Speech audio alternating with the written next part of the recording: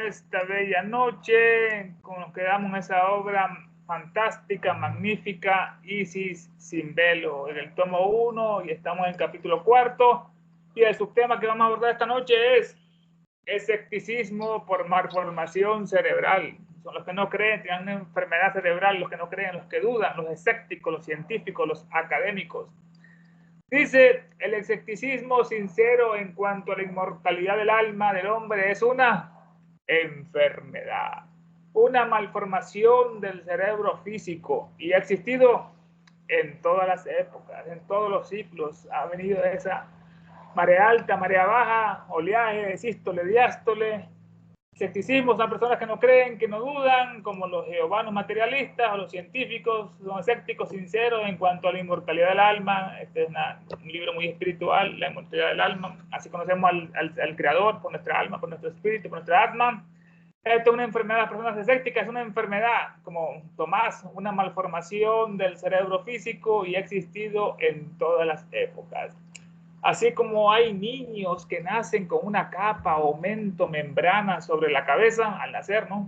También hay hombres que son incapaces hasta su última hora de liberarse ellos mismos de esa especie de capa o mento que evidentemente envuelve sus órganos de espiritualidad. Un ejemplo bastante precioso de la embriología, el nacimiento de un niño con un aumento, con una capa.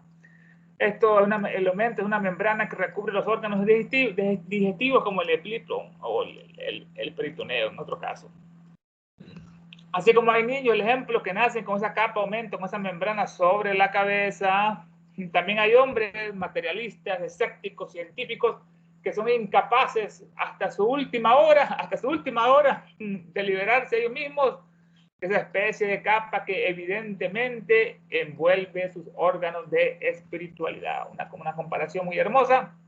Sabemos qué pasó con la hipófisis y la glándula pineal, que fue inhibida por el mal uso que hicieron los hechiceros atlantes con ese gran poder sagrado de Kriya Shakti, poder sagrado, Shakti, poder, Kriya sagrado.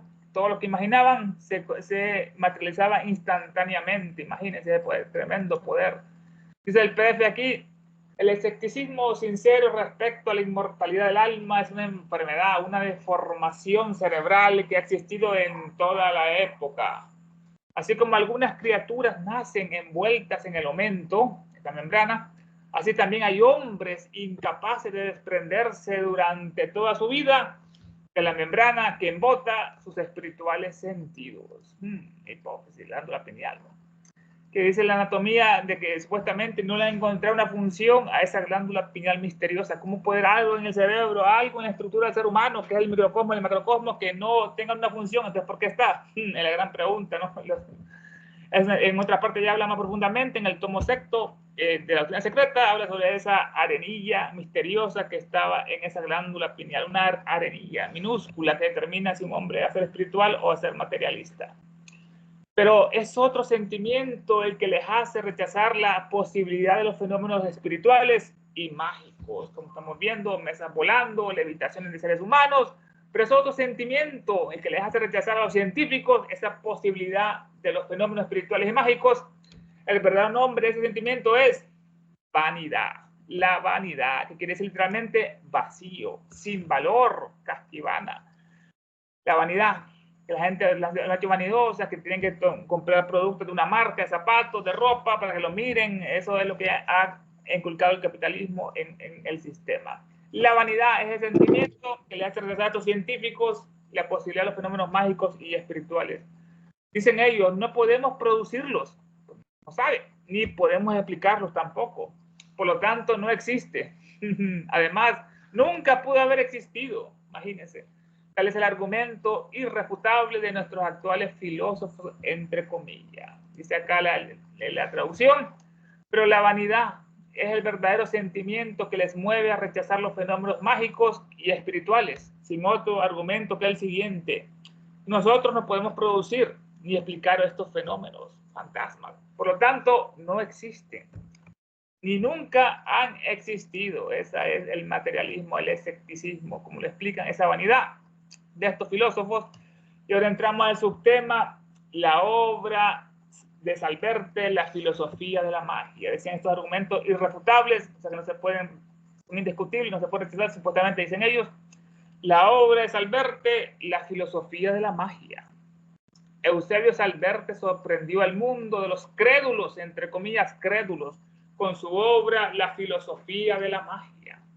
Este Eusebio Salverte, José, nació en 1771 en Francia. Era un hombre político y literato, elegido miembro de la Cámara de Diputados, defensor enérgico de doctrinas liberales, positivista. Tenía la enfermedad de Augusto Comte, que la analizamos en otro capítulo, el positivismo. Este Salverte analizó la magia de los antiguos, porque él no trae acá, analizó la magia, escribió un libro, decía que la magia era producto de leyes físicas y químicas, ocultas por los iniciados, sacerdotes y hierofantes. La conclusión que hace él, que la magia eran producto de leyes físicas, la magia de los antiguos, leyes físicas, químicas, ocultas por estos iniciados, sacerdotes y hierofantes en los templos. Hay un ejemplo que hace muchos siglos estuvo antes en la Grecia antigua, en un templo había una llama perpetua de fuego, solamente en el templo se podía encender y no a todo el mundo, porque le podían usar ese gran poder que el fuego que calienta los alimentos, que da la luz, el fuego lo podían usar para lanzar flechas incendiarias y acabar con ciudades enteras. Eso es un ejemplo por qué ocultaban estos grandes poderes. En la ausencia secreta dicen los maestros que un gran poder se iba a revelar al mundo, que iba a tener grandes consecuencias destructivas, y así fue como ocurrió años después con la bomba que lanzaron Hiroshima y Nagasaki. En vez de usarla para electrificar al mundo, prefirieron la destrucción en ese punto. Hace 30 años escribió esta obra.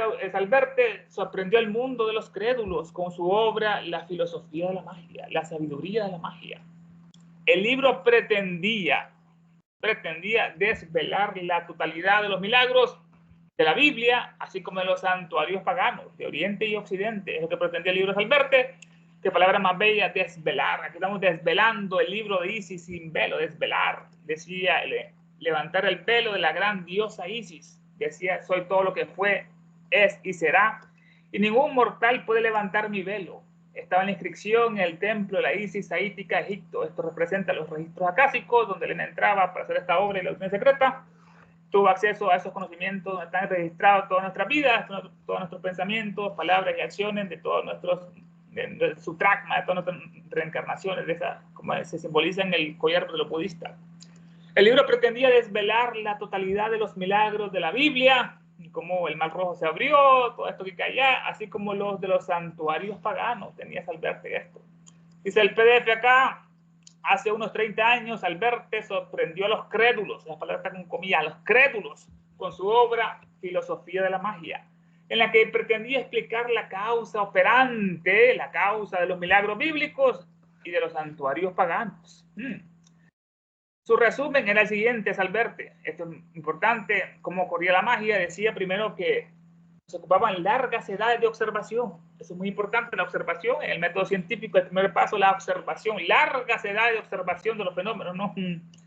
Segundo, un gran conocimiento, abre paréntesis, para aquellos días de ignorancia de las ciencias naturales y filosofía. Importante, un gran conocimiento de ciencias naturales, biología, química, física y de la filosofía, metafísica de la sabiduría. También había, según él, Salverte, impostura, prestidigitación, óptica, fantasmagoría y exageración. Todo esto, eso, según él, los elementos de la ecuación de la magia ocupaban observación, gran conocimiento de la ciencia de aquellos días naturales y físicas, filosofías, metafísica, también impostura, imagínense, que finge o engaña con apariencia de verdad. Es la palabra de la impostura, ¿no? Que finge o engaña con apariencia de verdad.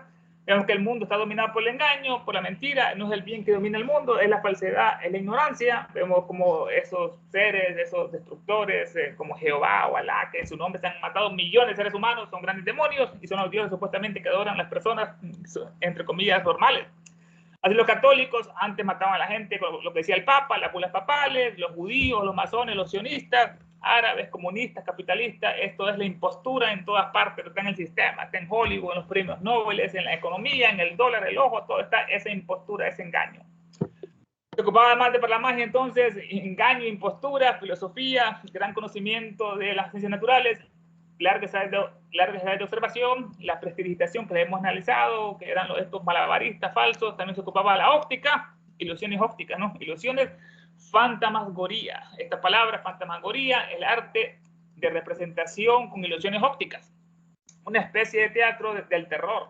Se usaban linternas mágicas en aquella época para proyectar imágenes de esqueletos, demonios sobre paredes, humo o pantalla semitransparente. En aquella época eso era en los teatros, y estas linternas mágicas que se analizan en otra parte, así aparecían fantasmas o demonios, como dice acá, subiendo paredes, etc. Se ocupaba de ilusiones ópticas, fantasmagoría y exageración. Y conclusión final y lógica, según Salverte, ¿no? Todos estos grandes taumaturgos, profetas, magos, eran, según él, sinvergüenza, granujas y bribones. El resto del mundo, tontos que les creían a ellos. Vemos, este libro era muy materialista, muy positivista, como Salverte va a decir estas cosas, como la magia va a hacer eso. Dice acá en el PDF, en resumen, Salverte los atribuye, los milagros, la magia, a largos años de observación, aparte de un profundo conocimiento de las ciencias físicas, profundo conocimiento de ciencias físicas y metafísica, ahí dice filosofía, en cuanto lo permitía la ignorancia de aquellas épocas, con su secuela de imposturas, prestidigitación, ilusiones ópticas y fantasmagoría, que a fin de cuentas convierten, según el autor Salverte, a los taumaturgos, profetas y magos en pícaros, bribones y el resto de los mortales en necios y bobos. Imagínense todo esto. Wow. Conclusión final, bueno, esto decía de los taumaturgos, el hecho de obrar milagros o prodigios, el poder de obrar prodigios con la ayuda de los dioses. Literalmente la palabra taumaturgo, tauma es prodigio y teurgia es la obra divina. Estos grandes taumaturgos que hemos estudiado en esta obra, o los grandes profetas que miran el futuro, los videntes, decía el glosario, cada divinidad tenía adherido a su culto un profeta, cada divinidad. San Sanat Kumara, San Satanás, San Atanda y otros tantos más en el punto. Los profetas, dramaturgos y magos, que son de la gran alma o espíritus, eran, según Salverte, sinvergüenza, qué horrible, pícaros, dice, granujas, todos muchachos maleducados, sin oficio, que pululan en las calles aprendiendo el oficio de vago, bribones, imagínense. Bribones eran haraganes que engañan y viven de eso. El mundo está y el resto del mundo que los creía los taumaturgos, a estos profetas magos, eran tontos, bobos, dicho de una persona que tiene falto o escaso entendimiento de la razón. Y entramos al subtema ahora, las levitaciones del gran teurgo Jámblico. Volaba Jámblico cuando oraba, las levitaciones. Entre muchas otras pruebas concluyentes de Salverte, está en la obra, el lector podrá encontrarlo ofreciendo la siguiente, dice Salverte lo siguiente. Los entusiastas discípulos de Jámblico afirmaban que cuando rezaba se elevaba a una altura de 10 codos de suelo, se elevaba 10 codos del suelo. Y engañados por la misma metáfora, aunque cristianos, han tenido la simplicidad, la candidez de atribuir un milagro similar a Santa Clara y a San Francisco de Asís. Levitaban. Está en la Filosofía de la Magia, traducción al inglés, la página 47. Vamos a decir estas palabras. Dice Salverte, al referir lo siguiente, los entusiastas, es una palabra muy linda, el entusiasmo que le entraba una fuerza divina y sabiduría celestial que lo guiaba e iluminaba. Ese es el verdadero entusiasmo, entraba un fuerza. Que lleva un Dios adentro lleva un Dios del entusiasmo, la energía y sabiduría, trae con el corazón las doctrinas de la maestra. Los entusiastas discípulos de Jámblico, quien es este gran teurgo jámblico neoplatónico, gran teurgo, la obra divina, místico, escritor del siglo III y IV, filósofo platónico, fue el fundador de la magia teórica entre los neoplatónicos. Primero la rechazaban Plotino, Porfirio, Proclo, que no creían que la magia, que ellos eran más de sabiduría, filosofía, pero él los convenció que Platón, en sus iniciaciones, que no tenía derecho a hablar en los misterios de Eleusis, todos realizaban actos mágicos. Fundador de la magia teórica entre los neoplatónicos, había uno de ellos que no le creía, creo que era Plotino, y él en una de esas operaciones le reveló a su ángel guardián. Lo hizo visible por procedimientos que él estudiaba, y Porfirio, Plotino, quedó totalmente sorprendido. Jámblico fue el fundador de la magia teórica entre los neoplatónicos. Comenzó esa gran escuela, Amonio Sacas, el gran alejandrino, el teodidactos, el enseñado por Dios. Como nos dice Elena en la clave de la teosofía, al principio de las preguntas, en Teteos, la teosofía es como un regreso al neoplatonismo de la época de los alejandrinos, que tanto habla de Amonio Sacas, sacas, que decía, antes cargaba sacos, era pobre, y después buscó la sabiduría y la alcanzó, y llegó hasta eso que le apodaban el enseñado por Dios, el Teodidactos. Jámblico, fundador de la magia teórica entre los neoplatónicos, fue restaurador, esa palabra importante, restaurador de los misterios prácticos, la práctica es importante que la teoría, fuera del templo o santuario. Él restauró, le dio conocimiento, cómo se hacían los misterios prácticos, los ritos, para traer a un dios, a un ángel, a un día Nichohan, a una estatua que hablara, que le diera conocimiento, la teopea, que le diera sabiduría, o ciencias, medicina, matemáticas, astronomía, etc. Así que Jámblico fue restaurador de los misterios prácticos fuera del templo o santuario. Antes solamente eran dentro del templo estos ritos. La magia, decía, es el más elevado y eficaz modo de comunicación con el ego superior de uno, por medio de su propio cuerpo astral. Increíble. Comunicación directa con nuestro espíritu, con nuestra atma, la atma villa. La magia es el más elevado y eficaz modo de comunicación, importante, ¿no? Con el ego superior de uno, por medio de su propio cuerpo astral ya purificado. Comunicación con Atma a través del cuerpo astral o el doble etérico. Eso decía Jámblico en una de sus obras. Los entusiastas discípulos de Jámblico afirmaban que cuando él rezaba, un santo, se elevaba a la altura de 10 codos del suelo. Estos son 4,45 metros. Se elevaba, levitaba. Y engañados, dice Salverte, por la misma metáfora, aunque eran cristianos ahora, han tenido la simplicidad, la candidez de estos cristianos de atribuir el mismo milagro similar a Santa Clara y a San Francisco de Asís. Santa Clara nació en Italia en 1194, era una monja religiosa seguidora de Francisco de Asís, se convirtió, fundó la segunda orden franciscana de las Clarisas, esa era esta, que también levitaba supuestamente. Fue testigo, le acusaban que estaba endemoniada, las otras monjas porque no podían levitar. Había otra que cuando tomaba la hostia se elevaba dentro de la iglesia, todo el mundo quedaba sorprendido por estas levitaciones. Decían que estaba endemoniada, mandaron a un sacerdote a que la exorcizara, y ella le decía que miraba a unos elementales, que esto que lo otro, le tiraban agua bendita, y estas mujeres le tenían envidia, la querían matar las propias monjas, la Inquisición, pero como era santa, virtuosa, Santa Clara. Y San Francisco de Asís, que nació en 1181, es una de las grandes figuras de la espiritualidad en la historia de la cristiandad. Una de las grandes figuras. Este fue benéfico, no fue destructivo como San Ignacio de Loyola, los jesuitas, los dominicos, los perros de Dios, que estuvieron en la Inquisición. San Francisco, este sí tenía, bueno, fundó su orden, tuvo sus experiencias místicas, San Francisco de Asís. Esto lo dice en su obra de Eusebio, Salverte, Filosofía de la Magia, traducción al inglés, la página 47. Dice acá el PDF: de la índole y la valía de las pruebas podrá colegir y concluir el lector por lo que aduce el pasaje siguiente de Salverte. Aseguraban los entusiastas discípulos de Jámblico que al orar se levantaba a 10 codos del suelo, y engañados por esta metáfora han tenido los cristianos la candidez de atribuir el mismo milagro a Santa Clara y a San Francisco de Asís.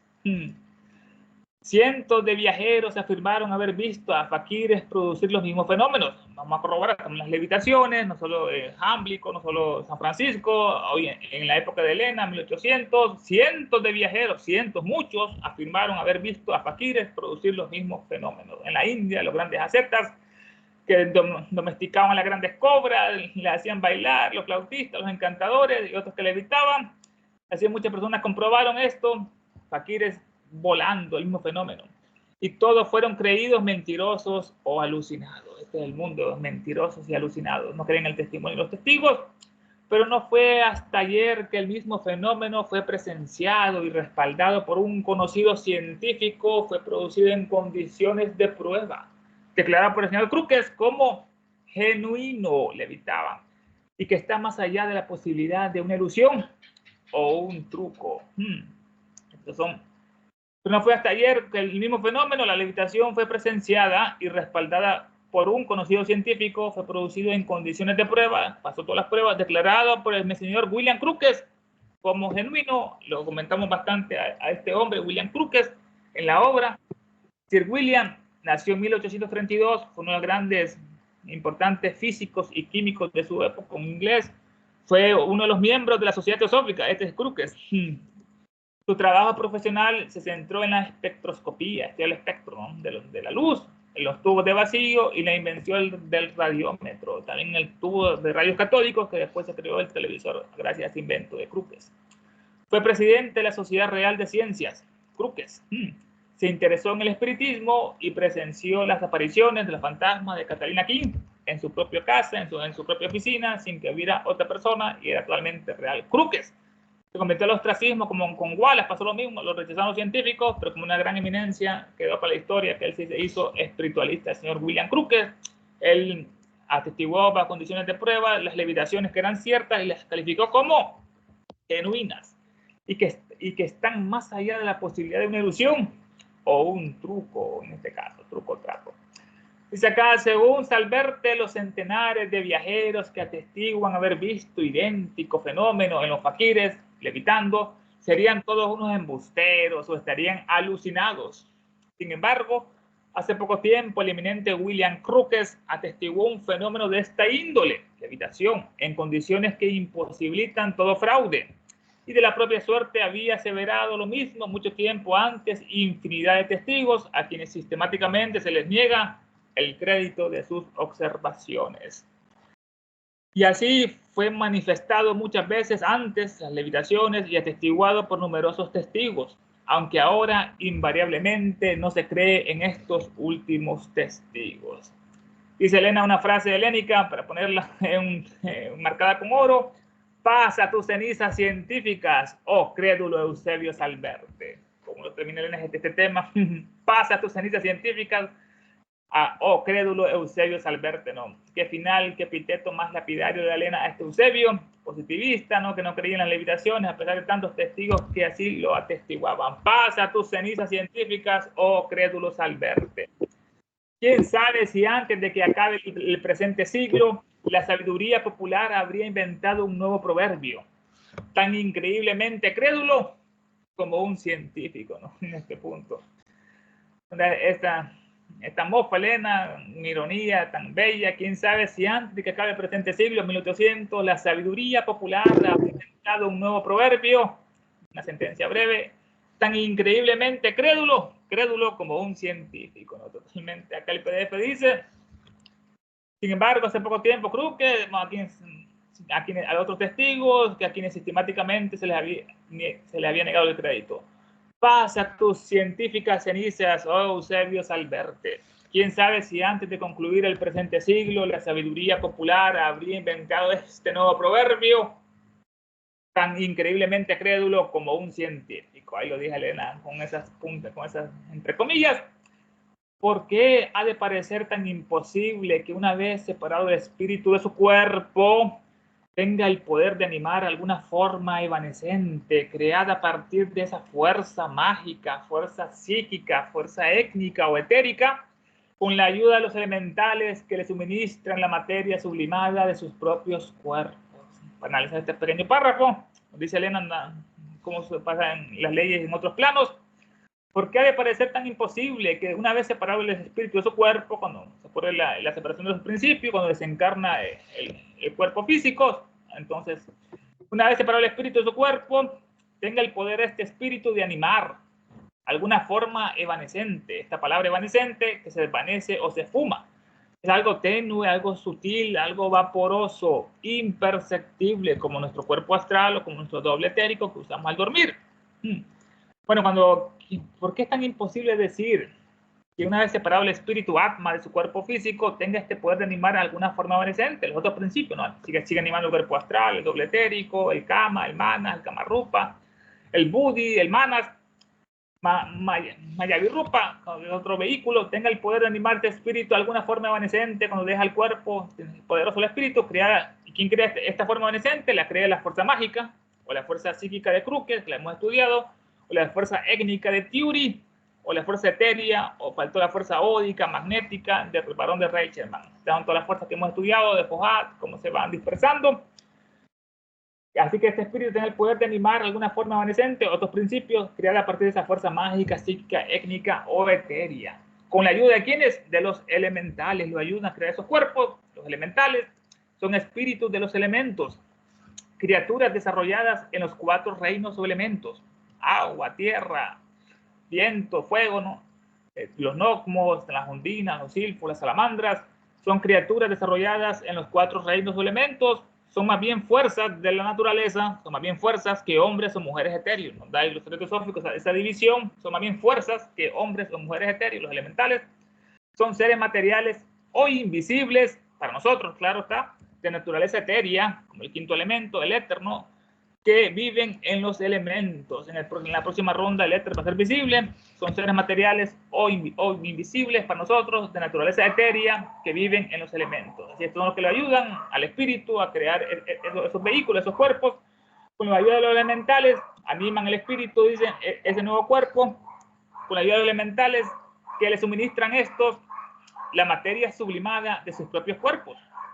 Esta materia sublimada quiere decir la palabra más elevada a un grado superior, lo que es el sublimar, materia elevada a un grado superior, excelsa, grande. Con la ayuda de los elementos, con los elementales que le suministran al espíritu la materia sublimada de sus propios cuerpos, la sacan de sus propios elementos, agua, tierra, aire, fuego, etc. Nos da la interrogante Elena. Aquí el PDF dice: ¿por qué ha de parecer imposible que una vez separado el espíritu del cuerpo pueda animar a una forma imperceptible, creada por la fuerza mágica, psíquica o étnica de Tiuri o etérea, como quieren llamarla, con el auxilio de entidades elementarias? Esto es un error craso del traductor de Clemente, son elementales. Sabemos que los elementarios son otra cosa, son los malignos, son destructores. Aquí es elementales. Con el auxilio de las entidades elementales, que al efecto proporcionan la materia sublimada de un cuerpo, proporcionan la sublimada materia de un cuerpo. Ahí cierra el interrogante. Un poco diferente la traducción en inglés. La única dificultad es darse cuenta del hecho de que el espacio circundante no es un vacío, repite la palabra, vacío, como decía Tania, sino un depósito lleno hasta la saciedad con los modelos de todas las cosas que alguna vez fueron, que son y que serán. Las cosas que han existido, existen y existirán, dice en otra traducción, y está lleno de espacio con seres de innumerables razas diferentes a la nuestra. Es la única dificultad. Darse cuenta estos científicos, ¿no?, escépticos, del hecho de que el espacio circundante no es un vacío, nada está vacío, todo está lleno, sino es un depósito lleno hasta la saciedad con los modelos de todas las cosas que alguna vez fueron, que son y serán. Esto es lo que decía Platón en sus arquetipos, que todo el espacio está lleno de arquetipos del mundo, de las ideas de Platón, o sea, los arquetipos, sino un depósito lleno de hasta la saciedad con los modelos de todas las cosas, el plano astral, que es el que sigue a nosotros, el pránico, el cámico, y ahí están todas las cosas que fueron, que son y que serán. Las cosas que han existido, existen y existirán, como los registros acásicos. Dice acá el PDF: la única dificultad está en no darse cuenta de que el espacio no está vacío, sino repleto de los arquetipos de cuanto fue, es y será, y poblado de seres pertenecientes a diversas estirpes diferentes a la nuestra, y con seres de innumerables razas diferentes a la nuestra. Muchos científicos reconocen hechos aparentemente sobrenaturales. Aquí hablo un paréntesis: sobrenaturales porque contradicen abiertamente las leyes naturales demostradas, por ejemplo, de la gravitación que estamos estudiando, como el caso de la levitación antes mencionado, ¿no? Como las personas que vuelan, que decía la ley de Newton. Todos los que se han atrevido a investigar a fondo se han visto obligados a admitir su existencia de lo sobrenatural. Solo en sus infructuosos esfuerzos por explicar los fenómenos con teorías basadas en las leyes de las fuerzas ya conocidas, algunos de los más altos representantes de la ciencia se han visto envueltos en inextricables dificultades que no se pueden desenredar. En este punto, muchos científicos reconocen hechos aparentemente sobrenaturales. Nos da eso, ¿no? Ese ejemplo que estamos estudiando, levitaciones, para ellos sobrenaturales, que contradicen abiertamente las leyes naturales, contradicen demostradas de la gravitación, como en el caso de la levitación antes mencionada. Dice acá el PDF: muchos científicos han reconocido la autenticidad de fenómenos en apariencias sobrenaturales, porque como el citado caso de levitación contrarían la ley de la gravedad, pero al investigarlos se enredaron en inexplicables dificultades. Por su desgraciado intento, los científicos de darle explicación con hipótesis basadas en las leyes conocidas de la naturaleza. Al final dice, todo lo que se han atrevido estos científicos a investigar a fondo, se han visto obligados a admitir su existencia de todas estas cosas sobrenaturales, levitaciones, etcétera, que estudiar a fondo, solo en sus infructuosas, no productivas esfuerzos por explicar los fenómenos con teorías basadas en las leyes de las fuerzas ya conocidas, ¿no? por ellos mismos. Algunos de los más altos representantes de la ciencia se han visto envueltos en inextricables dificultades. Lo vamos a dejar ahí para la siguiente sección con ese subtítulo, las 5 distracciones paradojas de Demir Bill. ¿Qué les pareció el estudio, hermanos? Preguntas, comentarios, opiniones son totalmente bienvenidas de este estudio maravilloso. Dice sin verlo, los micrófonos son totalmente suyos. ¿Qué dicen, hermanos?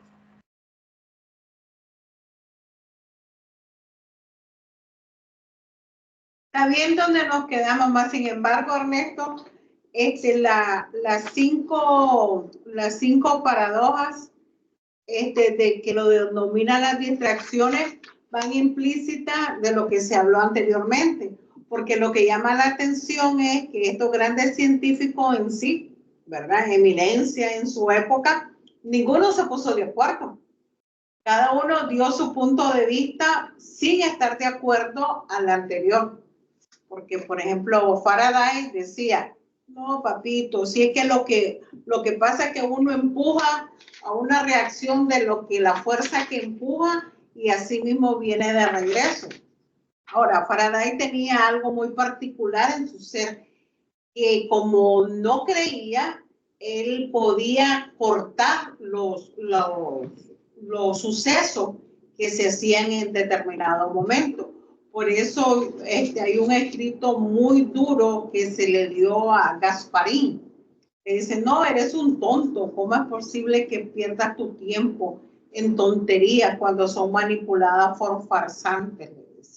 Creo que lo leíste, ¿verdad? Eso, Ernesto. Bueno, aquí ya están levantando la mano estos compañeros. Adelante, Roberto. Entonces, en la parte, creo que fue donde mencionó Ernesto sobre Jámblico, ¿verdad? Y que aquí en el penúltimo párrafo que leímos hoy, nos da más o menos de cómo suceden estas comunicaciones. Porque dice, ¿por qué ha de parecer imposible que una vez separado el espíritu, podría ser el astral, del cuerpo, pueda animar una forma imperceptible, creada por la fuerza mágica, psíquica, ecténica, etérea, como quiera llamársela, con el auxilio de entidades elementales, como dijo Ernesto, que al efecto proporcionen la sublimada materia de un cuerpo? La dificultad está en no darse cuenta, esto es a lo que voy, en no darse cuenta de que el espacio no está vacío, sino repleto de arquetipos de cuanto fue, es y será, y poblado de seres pertenecientes a diversas estirpes o razas distintas de la nuestra. Aquí, en esta parte, nos está diciendo que este espacio que aparentemente lo vemos vacío, está lleno de todo lo que es, fue y será, de todas estas vidas que han experimentado y pasado por esta vía, diríamos, ¿verdad? Por eso, en alguna parte, dice William Q. Judge, ahí, frente a tu narices, lo tienes todo, aquí está, ¿verdad? Si pudiese verlo, nada más. Y con la parte de cuando se mencionó el astral, que mencionó también Ernesto, ayer, precisamente, como curiosamente dice Tania, precisamente leímos esa parte, ¿verdad? Porque con cuál astral se comunicaban, ¿verdad? Y Ernesto mencionó varios nombres para la misma cosa. En lo que leímos ayer, William Q. Judge a veces lo nombra el astral permanente, ¿verdad? Permanente entre comillas, ¿verdad? Que es otro nombre para el Mayavi Rupa. Y nos dice de esta manera, dice, solamente aquellos que han llegado a cierto grado de desarrollo o iniciación retornan a la encarnación con un astral permanente. El astral permanente es el astral permeado, cambiado, refinado por el fuego de conciencia y así hecho permanente. Entonces, estos seres, como que de lo que nos leyó Ernesto, ¿verdad? Obviamente se refería a ese astral permanente, porque ya tienen ese vehículo desarrollado, entonces pueden tener esa comunicación, ¿verdad? De estos que mencionaba como Amonio Sacas, ¿verdad? El enseñado por Dios, que tiene este tipo de yámblico, todos estos, ¿verdad? Y por ende hay esa comunicación directa. Ahora, en nosotros podríamos decir que esto se puede ir desarrollando de acuerdo a la vida que vayamos viviendo, porque ese aspecto del astral, si lo empezamos a alimentar con, diríamos, una vida espiritual, para no decir muchas cosas, con una vida de un aspecto espiritual, ese aspecto astral, entonces va creciendo. Por ende, al final de la meta, es lo que el adepto usa, Mul Mayavi Rupa. Y también, por eso dije astral permanente, entre comillas, porque incluso Mayavi Rupa sabemos que viene de Rupa, forma, y Mayavi, mayávico, una forma mayávica. Entonces se le llama permanente porque dura a través de todo el Manvantara, podríamos decir. Una vez que se establece esa comunicación espiritual. Por ende, es el medio de comunicación entre, digamos, la persona y el espíritu de la persona. Y por eso aquí, en esta parte también, me recordó esto que leí de lo penúltimo de hoy. Aquí nos está hablando de este espacio lleno de muchas cosas que lo podemos ver en el pleroma de Valentino. Pleroma quiere decir pleno, ¿verdad? Toda la plenitud de las cosas. Y pleno, en teosofía sabemos que va más allá de nuestra vista física y aún de nuestros conceptos mentales, porque es algo que es muy sumamente sutil. Podríamos decir que aquí está todo lo de la página 200 de la Doctrina Secreta en inglés, ¿verdad? En la de español creo que están algunos tomos, en el primer tomo como alrededor de la 120, de la 225, me parece. Y de nuevo, en la nueva está en el 189. En el 189, pero es un PDF, ¿no? No, en el libro que... En el libro, sí, de la Sociedad Teosófica. Ese es el diagrama, ¿no? El famoso diagrama donde muestra los 7 aspectos de la manifestación. Y que se representan ahí las cadenas planetarias. Entonces, por ende, ahí la idea de lo pleno, ¿no? La plenitud. Aquí, aquí ahora, ¿verdad? Frente a nosotros está todo eso. Pero es cuestión de saber cómo desarrollar estas cosas. Y digo, no es que hay que saber cómo desarrollarlos. Obviamente esto se desarrolla gradualmente conforme a uno trabaja para los demás, porque el primer objetivo es la fraternidad universal. Por ende, por eso se dieron lo que decíamos anteriormente, los libros devocionales. Ajá. A través de estas devociones, de la devoción al prójimo, obviamente se va desarrollando todo esto sin buscarlo, ¿no? Porque la idea de que en la teosofía no es para desarrollar y ver cosas, ¿verdad? No es, claro, lo puedes hacer, pero entonces te vas a convertir en mago negro. O en pocas palabras, va a ser para propósitos personales o egoístas.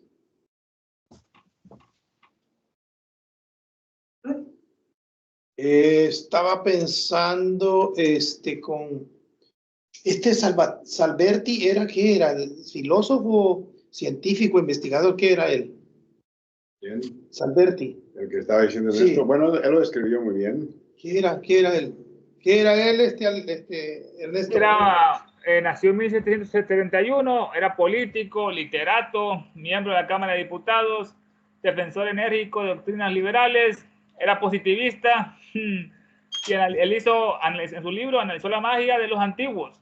Decía que eran producto de leyes físicas, químicas, ocultas por los iniciados, sacerdotes y hierofantes. Y pusimos el ejemplo del fuego, que había una llama perpetua en un templo de Grecia y le tenía oculto para que la gente no lo utilizara, como ocurrió después con las flechas incendiarias o con la bomba atómica. Ese era Salverte, en su obra esta, que sorprendió al mundo de los crédulos, nos dice Elena, hace 30 años, con esa obra, La filosofía de la magia, que pretendía investigar los milagros bíblicos y del santuario pagano. Salverte. ¿Qué te pareció, Luis? Era una eminencia dentro de lo que era por las críticas que hace muy fuertes hacia Crux y los otros señores. Muy interesante todo lo que dijo.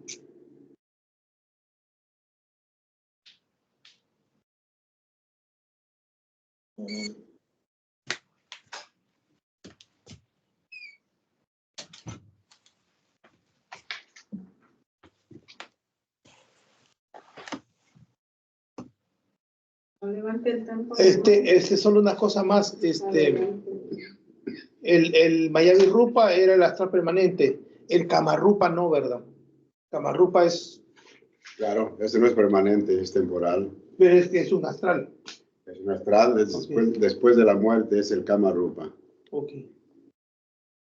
No se puede hacer nada con el Kama Rupa, o sea, no hay efectos para, o quizás tal vez los iris inferiores. El Kama Rupa es un resultado de la vida.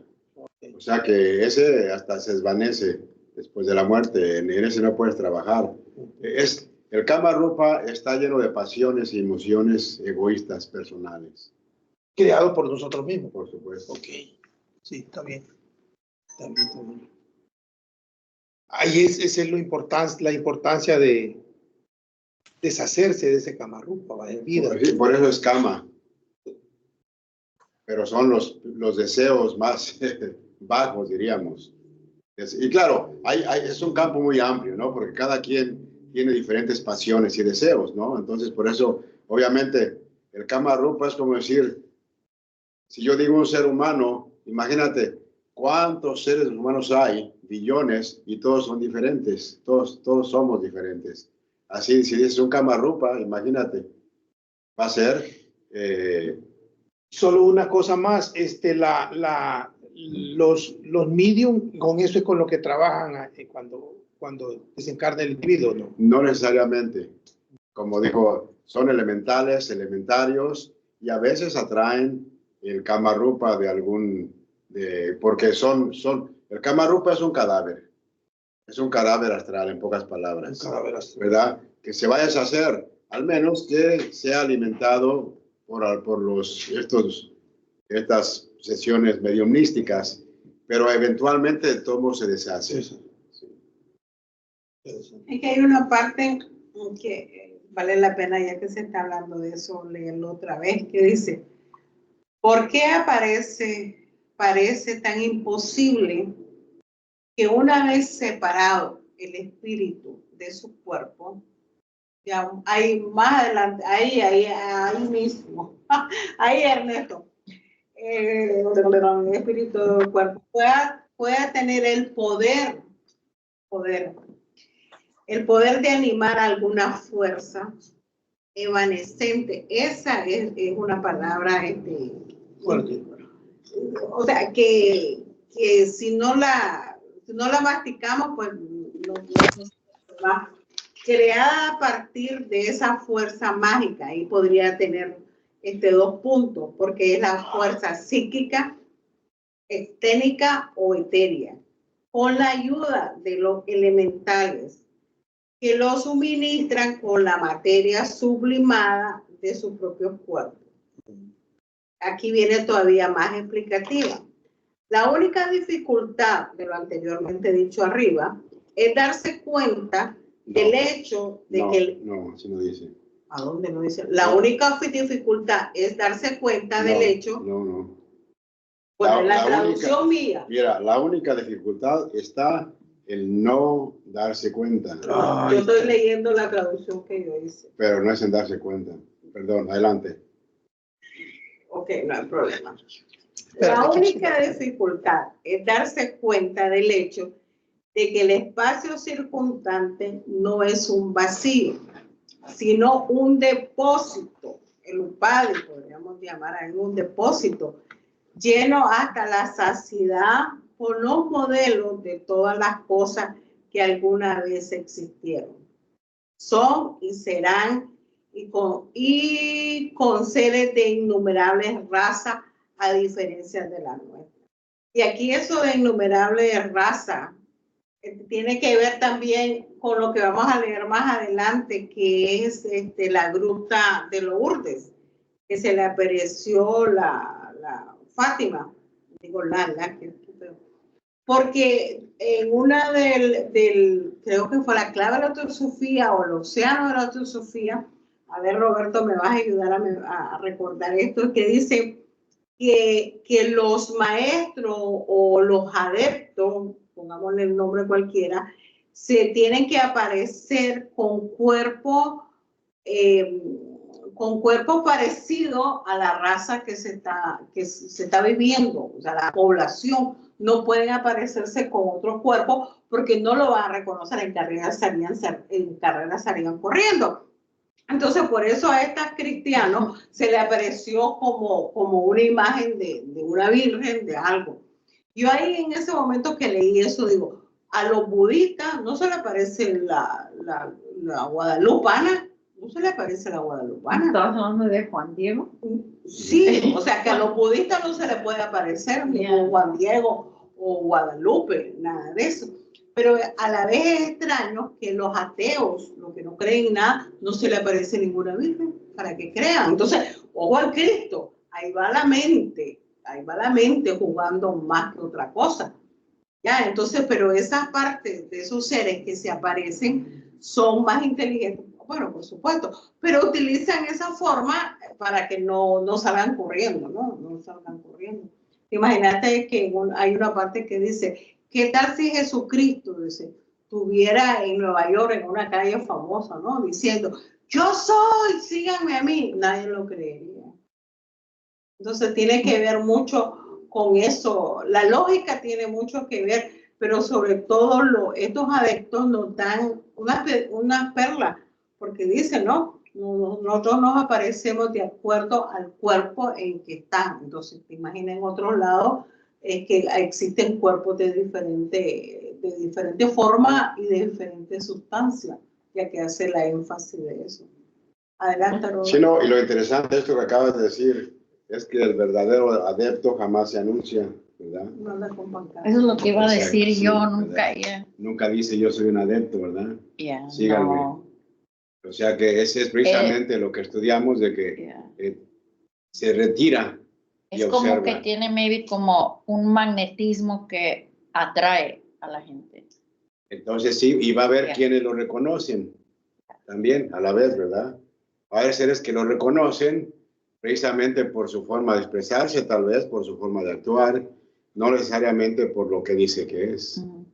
Entonces sí, interesante lo que sí, ya también. Ahora, ¿verdad? de otro punto de vista, existen otros seres que sí hacen propaganda. Por supuesto. Hay otro que hace propaganda porque quieren capturar. Entonces ahí son más del otro bando, por ponerle un nombre. Y los que son del bando del otro blanco, ahí es donde hay una parte también que no sé en qué librito leí, que dicen que existen grupos creo que le llaman la hermandad de blanco, algo así se llama. Adeptos blancos o hermandad No, blanca. también hablan que y luego The Black Brotherhood, que según que son los negros, ¿saben? La hermandad blanca. La hermandad blanca. Y hay y se ve como que si fuera como un ejército, entre comillas, vamos a poner, de diferentes niveles con diferentes obligaciones. Y por eso aquí cuando dice está lleno, no existe un vacío, porque quieran que no, bueno, yo me acuerdo de mi juventud, hace bastante, cuando siempre me decía, ¿no? Siempre existe un ángel de la guardia. Es el Dian Shohan que siempre está, ahí está. Entonces, y por época de Matusalén, por llamarle algo, eso ha existido siempre. Lo único que ahora, por decirle de alguna manera, lo reconocemos sin ningún velo, ¿no? eso le llaman los ángeles de acá, arcángeles o esto, son los Dianes Shohan, o sea que siempre tenemos ayuda, nunca estamos solos, aunque creamos que estamos solos, y cuando más ayuda tenemos. Adelante, doña Ángel, que parece que se fue a Argelia. Dulce. ¿Algún comentario, doña Dulce? No, estoy aquí muy interesada escuchando todos sus comentarios. Gracias. ¿Y los perros no tendrán un comentario? Los perros que estaban viendo ustedes eran los perritos de Cerrata, no sé quién. Ah, sí, porque imagínate que hay un señor que se llamaba Don Quijote de la Mancha, ¿verdad?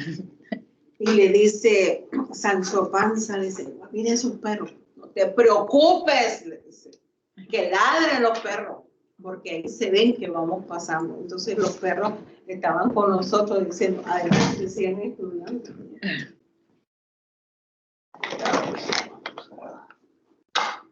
¿Algún otro comentario, don Ernesto? Interesante lo que decían acerca de la diferencia de la fraternidad buena y la mala, ¿no? Nosotros estudiamos la de Chambala, Agartha, allá por el desierto del Gobi, misteriosamente hay lugares así como el Triángulo de las Bermudas, donde no entran aviones, no entran barcos, son centros enigmáticos del planeta, ¿no? Que están cubiertos con esa ilusión, ¿no? Con ese maya, para que solamente los elegidos puedan verla. Sobre el Mayavi Rupa, bueno, que es el cuerpo de ilusión, dice que a veces los adeptos lo empiezan a tejer desde que están vivos, con grandes meditaciones, va formando ese cuerpo de ilusión. Dice que eso fue lo que pasó con Jesús, cuando supuestamente él después regresó con ese cuerpo que no lo conocían, ese cuerpo glorificado, y también hacían, bueno, en lo que es la voz del silencio, se habla de las tres vestiduras, ¿no? Los Dharmakaya, el Sambhogakaya y Nirmanakayas, que son las tres posibilidades que hacen los adeptos, que aquel renunció, porque era amor la humanidad que había, y prefirió regresar del otro lado, que tanto le costó, para seguir dando luz y guía a los seres humanos. Como demostré en otra parte, los maestros dicen que la moda de Buda era la más adelantada, que era de la sexta ronda, mientras que Platón, Confucio, lo que es Jesús, eran de la quinta ronda, Polonio y Etiana. Excelente, Ernesto.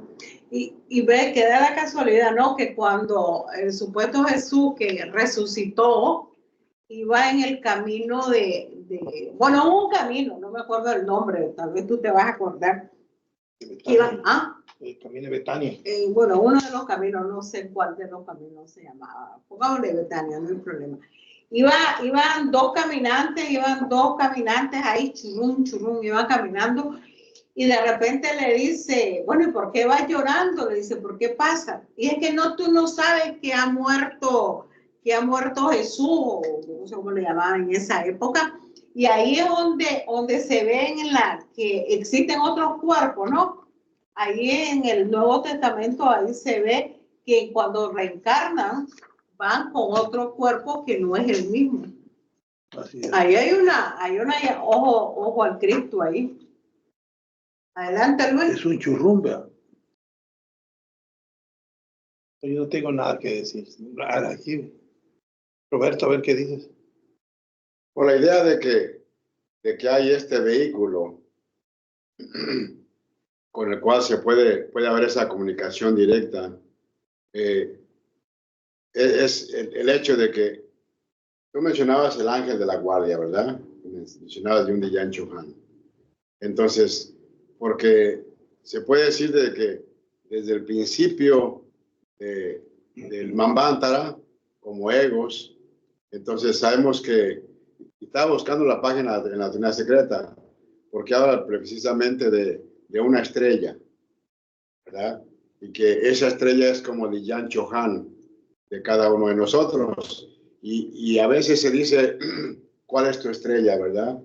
O incluso la estrella de Belén, ¿verdad? Del nacimiento de Cristo. Entonces se representa por un Diyan Chohan. Y cada ser humano es, en la doctrina secreta, dice, es un Diyan Chohan individual. Individual quiere decir que ha logrado ese estado de individualidad, ¿verdad? Que que hasta cierto punto es distinto, pero claro, en su estado de Diyan Chohan no es distinto a nada, pero el hecho de que sea un Diyan Chohan individual es que es esa parte, ese hilo plateado que surge después de cada Manvantara. Por ende, la experiencia de todo ser humano jamás es perdida, porque si la experiencia de Luis como individualidad al cesar el Manvantara y entrar el Paralaya, y que la parte elevada entra en Nirvana, o que se disuelva en Nirvana, entonces si esto se disuelve, desaparece, después lo que va a surgir, no vas a saber que era Luis. Por ende, hay esa parte que jamás desaparece en cada uno de nosotros. Es lo mismo como el Buda. Si esa parte no permaneciera, entonces no hubiera nacido Buda a través de todas las experiencias. A lo que voy es de que todos nosotros tenemos esa parte, diríamos, un eslabón indisoluble que nos une a esa parte de nuestro Diyan Chohan, o nuestra estrella.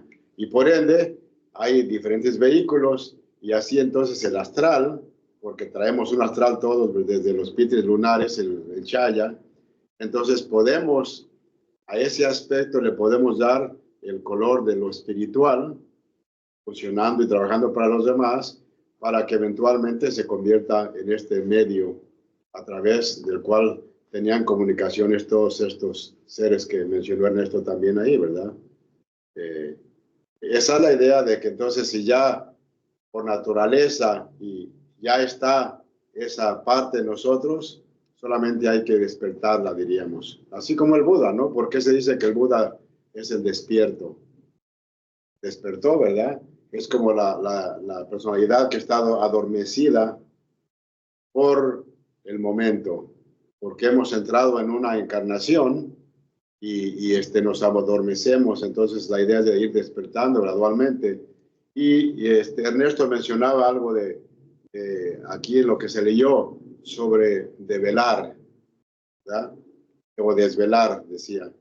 Entonces es la idea de ir quitándonos los velos, para ver qué realmente hay detrás de lo que pensamos que somos. Hay una parte que la vamos a leer más adelante, pero también lo hemos leído en la doctrina secreta, que dice que todos somos magos incipientes, o sea que todos vamos a llegar a ser. Incipiente es que estamos en el proceso de ser. Lo único, dice, 2 puntos, lo único, dice, tienes que purificarte, y después de purificarte, controlarlo. ¿Verdad? Como no se puede purificar, pero si no tienes el control, valió cacao. Totalmente. Entonces, eso es controlarse también. Adelante. No, si ese es el estado al cual estamos destinados todos nosotros. De alguna manera vamos a llegar allá, a ser mago. Pero no hay que equivocarse. Si vamos a optar por la magia blanca o la magia negra, ahí es donde tenemos que tener cuidado, porque es fácil omnibularse el ese de tener poderes. Y la magia gris. ¿Mande? Y la magia gris. ¿Sí? Entonces, ¿cómo vamos a usar esos poderes? ¿Cómo vamos a usar esos poderes? ¿Los vamos a usar egoístamente o altruísticamente? Esa es la diferencia, pero de que vamos para allá todos vamos para allá.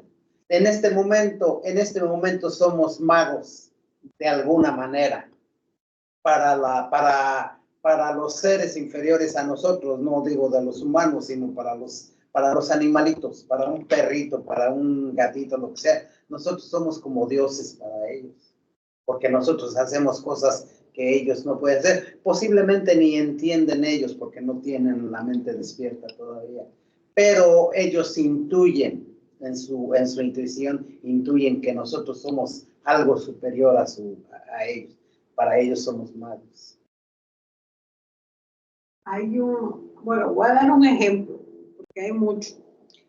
Dicen que, ¿cómo se llama? Milarepa, ¿qué se llama? ¿La que te gusta a ti? Milarepa en su inicio era un matador pagado, ¿verdad? Él hizo mucho. Lo único es que él se arrepintió, pero no es tanto el arrepentimiento, sino que encontró a otro maestro que se llamaba, ¿cómo se llama el maestro? Naropa. Naropa. Entonces Naropa le comenzó a enseñar. Y cuando él aprendió, sus valores cambiaron. Entonces, siempre y cuando estemos en el camino verdadero, creo que nunca vamos a llegar a ser del otro bando. Ya, por eso se habla de una purificación. Cuando ya se purifica y se controla, ya los valores van cambiando. Parece a mí. Bueno, Ernesto, ¿algún otro último comentario para cerrar la obra? En la unidad secreta se habla acerca de nuestro Atma, nuestro espíritu. Dice que es diferente porque viene de una estrella diferente de todo este vasto cosmos y este universo. Por eso que somos tan diferentes, tenemos cabeza, cuerpo, la mente totalmente diferente, porque somos de esa estrella particular de nosotros, como decía Roberto, de nuestro espíritu, viene esa estrella y está aprendiendo temporalmente experiencias en este planeta, en esta roca, la Tierra. Ok. Perdón. Ok, gracias. Buenas noches a todos. Buenas noches, gracias. Gracias, Dulce. Gracias, Arturo. Gracias. Gracias, Ernesto. Buenas noches a todos y gracias a todos. Gracias, Dulce, por participar.